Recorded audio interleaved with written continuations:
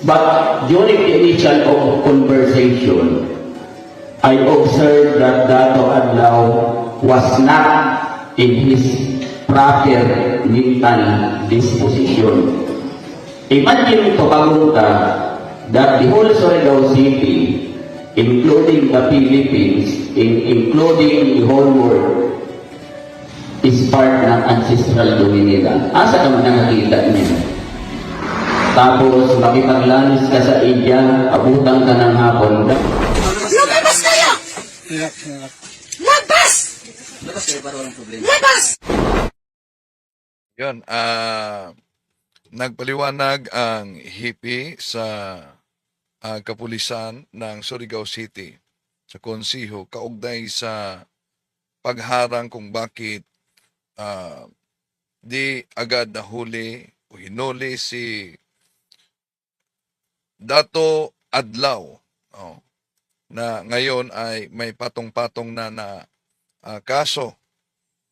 At napansin na wala sa katinuan daw dahil imagine, di lang ang buong Surigao, buong bansa at buong sanlibutan na ang inangkin na nasa ilalim ng kanilang ancestral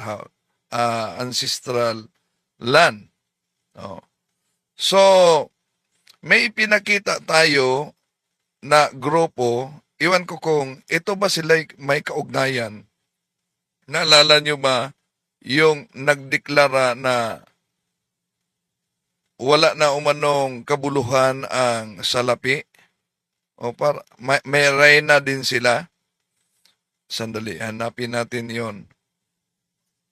At may mga sundalo sila.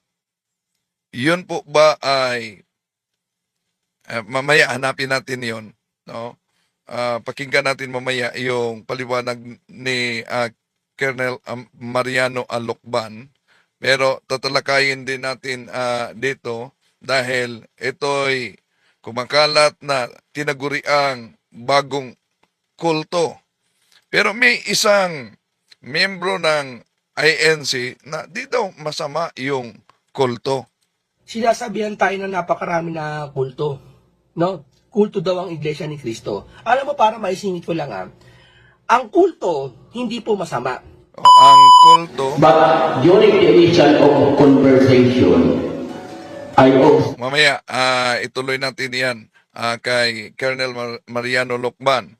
So, ang kulto di daw masama, pero iba ang pahayag ni Cesar Sinita ng Iglesia ni Cristo din. Linuloko lang po kayo. Alam po ninyo, ganyan po ang kulto. Sobrang paniniwala sa isang tao na kahit na hindi totoo, pinaniniwalaan. At nagpapakilalang evangelist. At si Kristo talaga ang pinangangaral niya. At ang ginagawa niya doon sa mga napapaniwala niya, linuloko niya. Yun, niluloko ng kulto sa mga napapaniwala. Ano nga ba talaga? Tatalakayin natin ito mga kapatid dahil alam niyo naman, ang dami na ngayong mga nagsilitawan at may nakita akong video na may grupo pa ni Commander Tigre diyan sa naturang area na nag-react sa ginawa. Bukas ating tatalakayin yan, Commander Tigre. At sabi niya, sila ang legitimate daw kumpara nitong Dato Adlaw. Meron pang Dato Subang. Dato Adlaw, Dato Subang, may Commander Tigre. Okay, tatalakayin natin yan. Kasi umalingan, pag palaging inulit-ulit ay magmukha talaga ang katuhanan para sa ating mga kapatid na kulang ang kaalaman.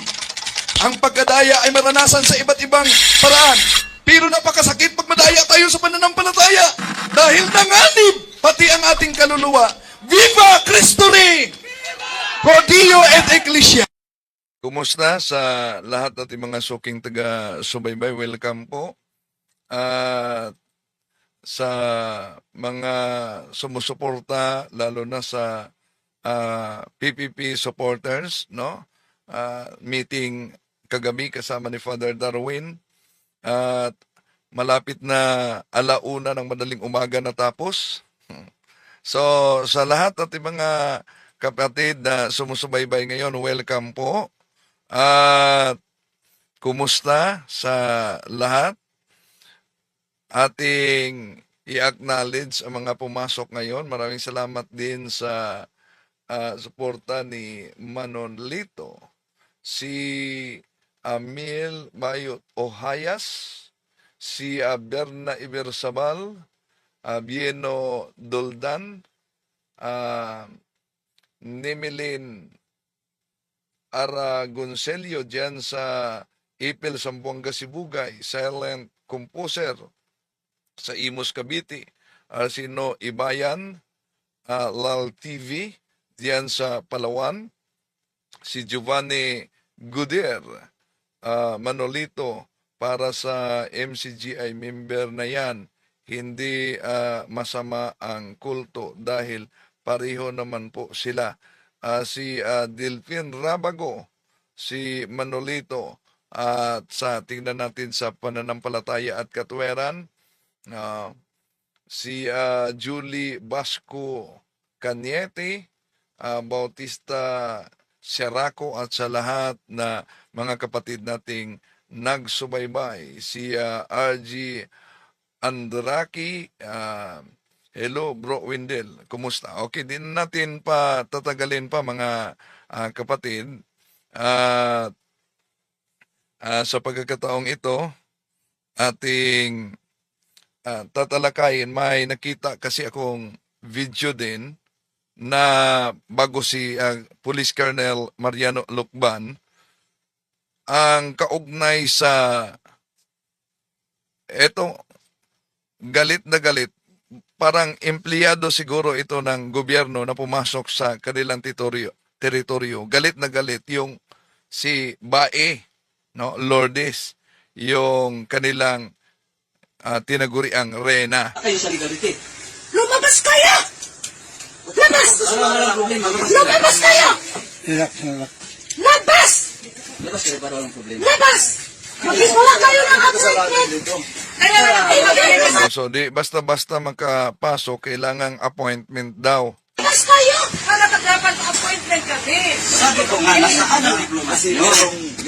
So hinanapan sila ng diplomacy. Asan ba sila magkuha ng diplomacy para makapasok sa lugar nila? Meetings ng federal sa Parang ibang bansa na yata ito, ha? PIS at saka TC. Ay, hindi Ano mo kayo, namin lumabas sabi! kayo lang kayo. Lumabas Corporate kayo! po kayo. Lumabas kayo! Under kayo sa Divine Customary Law. Inconsistent. So under sa Divine Customary Law. Kung under sila sa Divine Customary Law na iginiit nitong si Dato Adlaw, ba't kailangan pa ng diplomacy na under na pala? State to Republic at 1971, April 1997 na Ayan ang palagi niyang binabanggit. Ang EFRALO na ayon sa mga legitimate na IP's leader, di naman umano legitimate ang grupo nitong si Dato Adlaw. personal pinagtanong batas na nag-execute ang batas ng protocols. Walay katungod ang civil government. So walang karapatan na daw ang gobyerno ayon kay Dato Adlaw dito. Wala naman kaning ganong objective. Si Ani Rami dire-dire Pinagababuti. Oo. So nagpaliwanag din, parang empleyado ito sa gobyerno, pumunta sila, ang layunin nila ay Labas na kayo para walang Umalis na nga kayo! so pinaalis na talaga, no? Sinong nagpapasok nila? Yung gwardiya siguro. Pero di welcome nitong hari at Dato Adlaw, no? Di welcome, pero naputulan na sila ng kuryente, naputulan na sila ng tubig. Kasi hindi kami pwede makipag-usap sa mga tao ng mga injustices! O mga taong may injustices daw, di sila pwedeng makipag-usap ayon sa kanilang reyna na si Bae Lourdes. Magugulo kayo kausap! Bakit kami Sa nandun mga pastor ka. O paano magiging magugulo na pumasok lang sila para gusto makipag-usap, pero iba naman ang makita nating reaksyon dito na galit na pinalayas na yung mga gustong makipag-usap. Pagdating ng religion, 22,000 religion sa Baka bakit ang kasama mo? Bakit nakakasok ka? Ano kasalanan ko? Eh, bakit nandito kayo? Palalapasin kayo. Dala ko dili kay meron lang So, galit na galit talaga. Sabi ng isa, ano bang kasalanan ko? Labas na Labas kayo. na kayo. Labas na nga kayo. Magkaso kayo kung magkaso kayo. Oh, yun, ang hamon talaga niya. Kahit sa PNP, di ba? Hamon niya, magkaso kayo. Eh, may kaso na, patong-patong ng kaso. Oh, patong-patong na talaga ang kaso nila. At pinag-aralan pa, nauna yung sinabi ni Police Colonel Mariano Lucban, hipi ng PNP Surigao, na pinag-aralan pa yung mga elemento sa dalawang kaso, yung human trafficking, yung illegal recruitment, na ang naturang mga binanggit na kaso, walang piyansa yon pag mapatunayan na may probable cause talaga. Bakit tayo naman Kung kinig? adlukan ha. Oh, so, yon. Sagot naman ng isa, wag niyo akong hadlukan. Oh. So, ang hirap talaga magkalisod-lisod ngayon. Yan, wala kami sad. Kayo sa ligan. So, yon ang bahagi sa sagutan nila. Kailangan ang diplomat. Ano ba yung diplomat? May mga motor nila na ang plate number, eto, diplomat talaga. Oh, God is justice, no? Kahit na yung kanilang checkpoint, no? Yung checkpoint nila, yon, divine customary law. Kung maalala ninyo, yon ang binaklas ng PNP, no? Yung nagpunta ang mayor mismo at ang PNP Provincial Director, saan ba yon? Tingnan natin ha. Yung binaklas ng PNP ang We continued sandali. Binaklas ng PNP ang naturang yan, binaklas nila yan. At matapos binaklas yan, galit na galit talaga. At may pagbabanta pa itong si Dato Adlaw. Ito. Ang pagpunta sa mayor. Dili na kahoy. Pagtawag ko kami ng media para ibaw ka ng tubuan. Ano? Media. Ha? Pagtawag ko kami ng media Susunod para ka media pa nga, mga talawan ka mo. Talawan, di ka mo talawan. At saan Hindi yung mag-istorya mo. Magkikisto na lagi ka mo. Ano kinanglan ng media? Hindi mo ka magsidiri, pero ikaw na lagi. Dili lagi yung musuyod di Hindi ha. magaw lapitan. Istorya raman. O kung dili ka mo sulod, di ba po, may mapugos? Oo, di mo may pugos kung dili ka mo sulod. Istorya tayo Pero, sa gawa. dili pwede ka So, ayan, gusto nilang papusukin ang mayor, pero may bahagi sa video din nakita ko na walang barel sa PNP na gustong ipasok umano. Pero sila, may mga matatalim at mga mahahabang, yung iba, samurai talaga. No? Itak. Ito. Tanggal na. Magkakaso ka mo. Itanggal na nila. Oh, ito na mga rebuildi sa ating bayan. Galit sa kapayapaan. May kaso kayo sa Federal Tribal Government of the Philippines. Ikarga ko nun yung patrol car. Ayan, ikinarga sa patrol car. So, ang bahagi sa pagharap sa mga ito si Colonel Lucban, no? Ating pakinggan. There is no disorder here in Surigao City. The incident that transpired on January 24 was considered an isolated incident. As a matter of fact, we immediately contained and isolated those groups that caused alarm and scandal in Surigao City. So, it was sensationalized because of the social media. So, that is the problem and that is the disadvantage of the social media as of this time. And even the social media users, sometimes they do not know the legal implication or the legal consequences of using the social media. They are not very much particular about the cybercrime law. So, after the incident, some of the netizens were asking why we did not shoot or arrest those group, especially during the time that they have been intercepted at the checkpoint. So for the information of everybody, it is not my policy as a uniform personnel, as a ground commander, to have a collateral damage.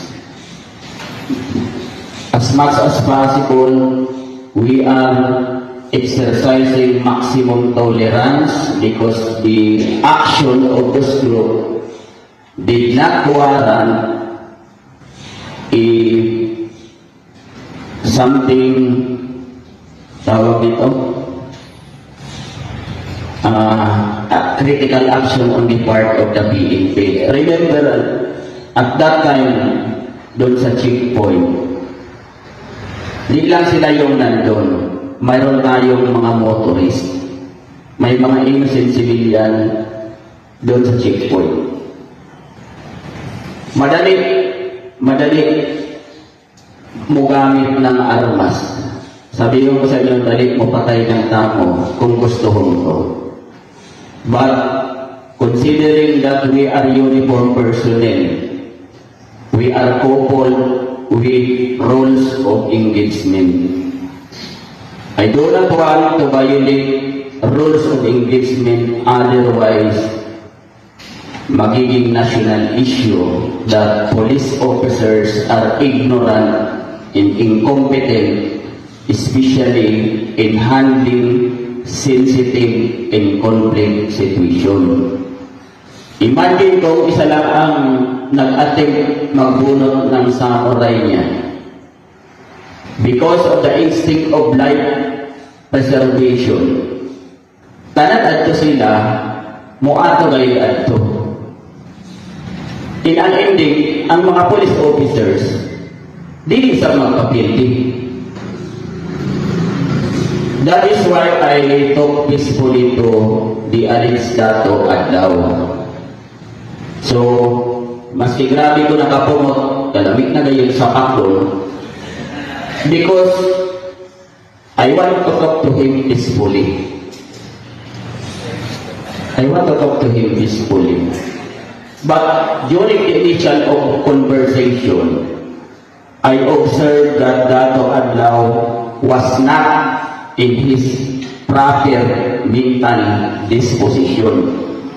Imagine ito kamunta that the whole Surigao City, including the Philippines, including the whole world, is part ng ancestral domain nila. Asa ka man nakakita niya? Tapos makipaglanis ka sa India, abutang ka ng hapon. That is why I come down with my conversation with him and I appeal to him. You heard that? I appeal to na as much as possible, sabi ko dato, do not take any illegal action. You go to Yan ang bahagi sa pagharap ni at paliwanag ni Police Colonel Mariano Lokban.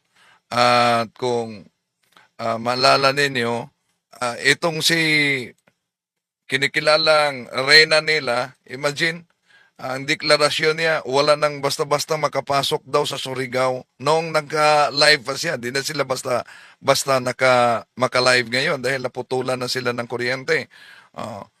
Kung walang diplomat, lalo na yung mga negosyante. Kasi dito sa Surigao, amin na ito iano na namin dito. Walang pwede papasok dito na walang diplomat, na walang pre-prior informed consent po sa rightful owner under management sa federal po. Na kailangan diplomat po. Kaya kung ang mga negosyante... Kaya kailangan talagang diplomat. Ano po bang ibig sabihin nila? doon sa kanila magkuha nito. Nauna nating pinakita ano yung diplomat nila. May diplomat sila. Parang business permit. Yun ba? So, yun ba doon na sa kanila magbabayad, doon na sa kanila buwis? May sarili na silang gobyerno talaga.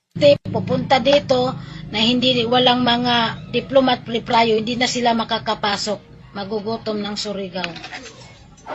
Ayun. Yun bang dahilan na nagsagawa sila ng sarili nilang checkpoint?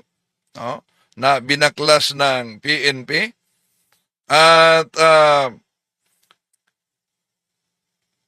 ang pinakita natin kahapon, yung pagputol. Yung pagputol ng kuryente. So sa mga bago lang pumasok, maalala ninyo na sinampahan na sila ng kaso sa piskalya at hinihintay na yung warrant of arrest. Ito ang kaso, malicious mischief, alarm and scandal, grave coercion, usurpation of authority, violation of COMELEC Resolution number 11607, physical injury, serious illegal detention, grave threats, cyber libel, multiple violation of cyber crime law, and other related crimes. Kasi dito sa Surigao, amin na ito iano na namin dito. Walang pwede papasok dito na walang diplomat. So, meron silang sariling gobyerno na. Kaya, nasa tamang pag-iisip pa ba kung ikay baniwala sa sarili mong kasinungalingan gaya nito? Kaya, tinagurian silang bagong kulto. Bagong kulto. At may nagsalita pa yung tinatawag na Commander Tigre na nag-claim na sila ang legitimate kumpara sa kay Dato Adlaw dahil si Dato Adlaw daw tricycle driver ito, sabi niya sa Tandag. Bukas parinig natin iyan mga kapatid. So, dami na bang nagsilitawan ngayon na mga grupo. Pero dapat din na malaman natin na yung mga occultism, yung kulto, ay hindi sumasamba sa tunay na Diyos. Kung tingnan natin ang unang Korinto Kapitulo 10, versikulo 20, ang sinasamba ay ang demonyo. Kaya nga, may mga anting-anting sila. At ang anting-anting lang, bawal na yan kung ikay Katoliko.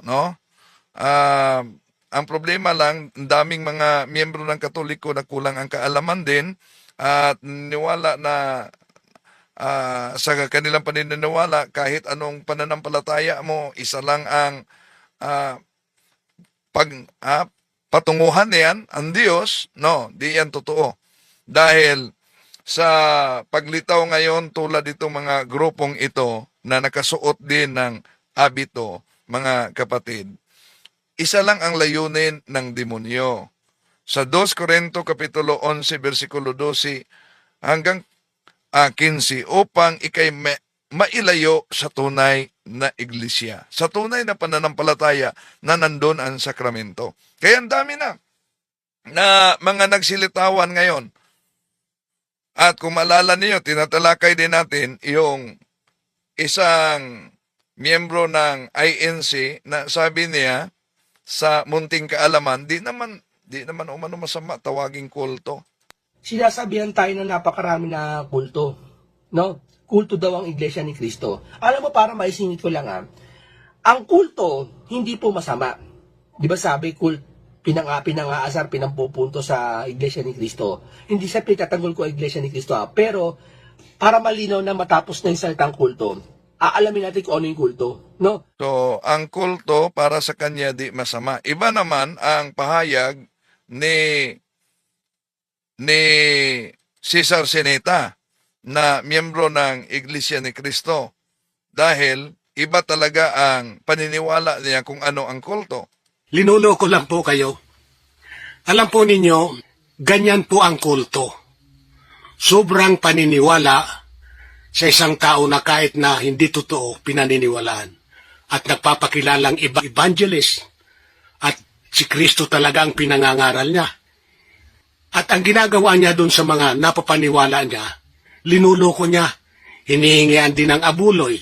At yung mga ari-arian, katulad na lima, may sariling lupa, yung miyembro niya, ilinilipat sa pangalan niya. Yan ang definition ni Cesar Sinita sa kulto. So, dami namang mga talagang kultong nagsilitawan ngayon, di ba? Sa ating panahon. At may iba't iba ng claim ng kanilang founder. Kung dito sa grupo nila ni Dato Adlaw, may nag-claim na reyna si Bai Lourdes. Sa ibang grupo din, merong Senyor Santo Niño, no? Yung sinampahan din ng kaso. Meron ding PBMA, na Diyos Espiritu Santo. At may faction din ang naturang grupo na tinatawag na PBCM. Kung may Diyos Espiritu Santo yung kinikilalang founder noon ng PBMA, sa PBCM, diyan sa Misamis Oriental, Diyos Ama talaga. Diyos Ama. Pero iba naman diyan sa Davao. Dahil sa Davao, appointed Son of God. No? Appointed Son of God talaga. Kaya, tandaan ninyo ang sabi ng definition ni Sinita kaugnay sa kulto. Linuloko lang po kayo. Alam po ninyo, ganyan po ang kulto. Sobrang paniniwala sa isang tao na kahit na hindi totoo, pinaniniwalaan. No, yon. Ang kulto, kahit di totoo, ay pinaniniwalaan. Di po ba, kahit si Felix Manalo, pinaniniwalaan din nila na anghel si Felix Manalo. Di ba?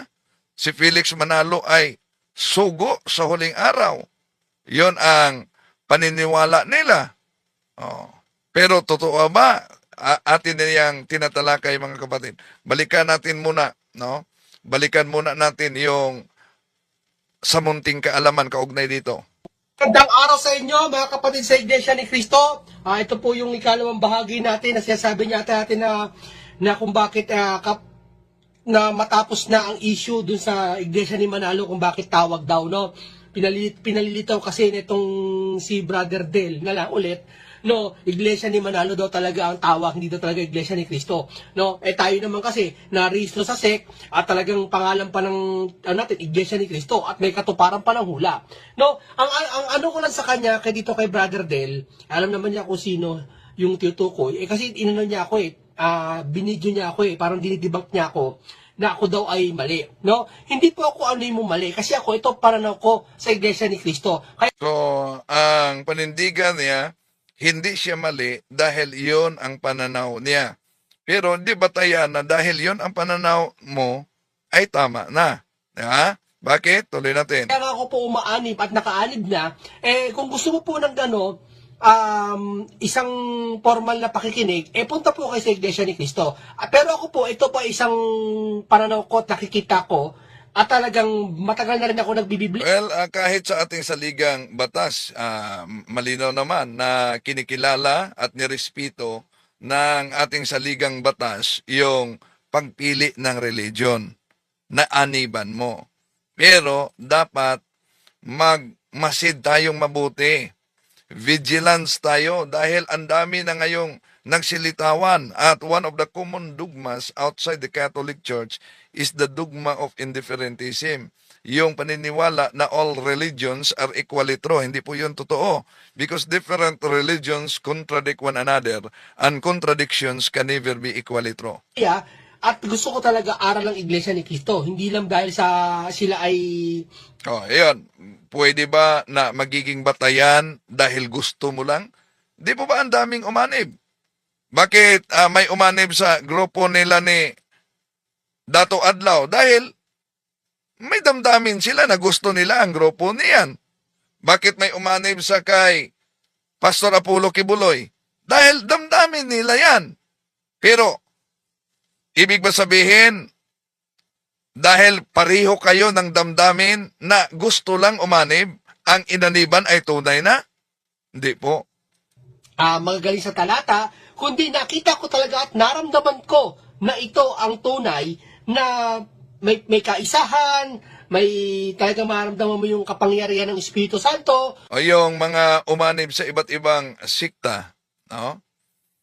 Yung umanib sa kay Kibuloy, yung umanib sa Church of God kay Alexander Campbell, yung umanib sa grupo ng Mormons.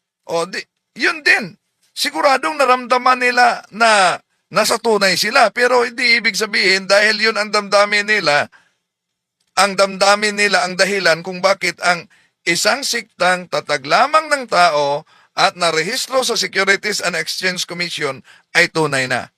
Yung paglingap sa'yo na talaga ang Iglesia ni Cristo ay pararamdam sa'yo, hindi lang sa mga kapatiran, maging ang mga pagsamba ay napaka talagang maluwalhati. Talagang mararamdaman mo yung mga doon pa lang Sa palagay mo, yung ibang mga sikta na umanib sa naturang ibang grupo, di nila naramdaman ang katulad sa naramdaman mo? Naramdaman nila yan. Kaya nga sila umanib. Kahit sa Seventh-day Adventist. Dahil, yun ang damdamin nila, parang tunay ito. Kahit ba na ang katotohanan ay tatag ni Ellen Goldwhite. Ganon din sa Iglesia ni Cristo na kahit yun ang damdamin mo, pero di yan mawala ang katotohanan na tatag kayo ni Felix Manalo. pagsamba, pagpasok mo pa ng kapinaramdam na ramdam mo na, no?